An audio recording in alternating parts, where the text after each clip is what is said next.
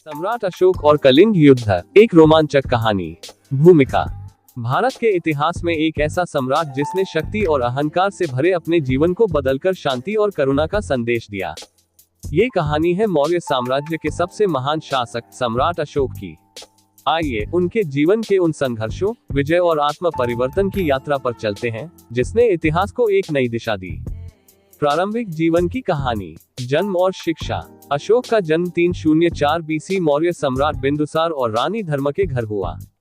बचपन से ही अशोक असाधारण बुद्धिमत्ता और साहस के प्रतीक थे। उनके गुरु ने उन्हें राजनीति, युद्ध कला और धर्मशास्त्र की शिक्षा दी। कहा जाता है कि उन्होंने घुड़सवारी, तलवारबाजी और युद्ध रणनीति में अपनी प्रतिभा से सभी को प्रभावित किया। सत्ता संघर्ष। बिंदुसार की कई रानियां और पुत्र थे। अशोक को सत्ता की दौड़ में अक्सर दरकिनार किया जाता था, क्योंकि उनकी मां का दर्जा राजमहल में बहुत ऊंचा नहीं था। लेकिन अशोक ने अपनी क्षमताओं से हर चुनौती का सामना किया। उनके भाइयों के बीच लगातार संघर्ष और षड्यंत्र चलते रहते थे। उज्जैन का गवर्नर। अशोक को उज्जैन का गवर्नर नियुक्त किया गया। यहाँ उन्होंने न केवल प्रशासन की कला सीखी, बल्कि एक साधारण परिवार की युवती देवी से विवाह किया, जिससे उनके 2 बच्चे महेंद्र और संघमित्रा हुए। सिंहासन तक का सफर। बिंदुसार की मृत्यु के बाद सत्ता संघर्ष ने भयंकर रूप लिया।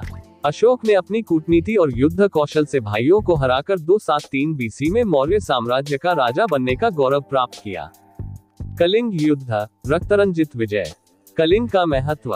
कलिंग, जो वर्तमान में ओडिशा है, मौर्य साम्राज्य के दक्षिण पूर्व में स्थित एक स्वतंत्र और समृद्ध राज्य था। ये राज्य व्यापार और संस्कृति का केंद्र था।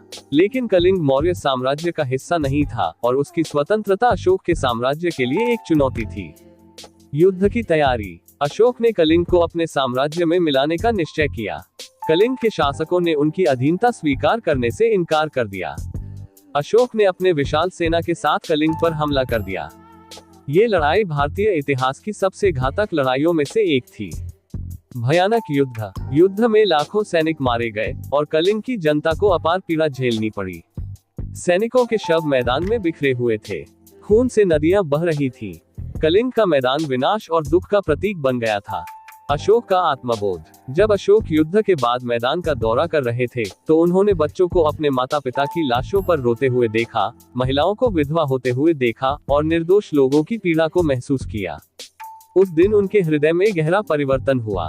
उन्होंने सोचा, क्या मैं इस विजय के योग्य हूँ, जो केवल विनाश और दुख लाती है। अशोक का हृदय परिवर्तन और बौद्ध धर्म ग्रहण। शांति का रास्ता।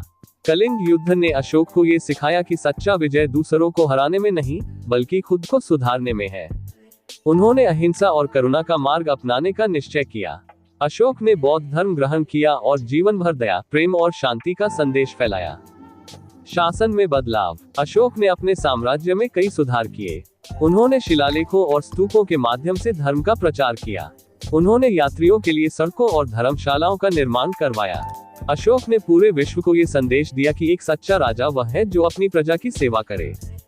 अशोक की विरासत। अशोक का नाम इतिहास में इसलिए अमर है क्योंकि उन्होंने युद्ध और क्रोध से भरे जीवन को बदलकर शांति और करुणा का आदर्श प्रस्तुत किया। उनके द्वारा बनाए गए स्तंभ और शिलालेख आज भी उनकी महानता की गवाही देते हैं। अशोक चक्र, जो उनके धर्म चक्र का प्रतीक है, आज हमारे राष्ट्रीय ध्वज में स्थान पाता है। निष्कर्ष। ये कहानी हमें सिखाती है कि सबसे बड़ी विजय दूसरों पर नहीं, बल्कि अपने भीतर के क्रोध और अहंकार पर विजय पाने में है। अशोक का जीवन इस बात का प्रमाण है कि सच्ची शक्ति प्रेम और दया में है।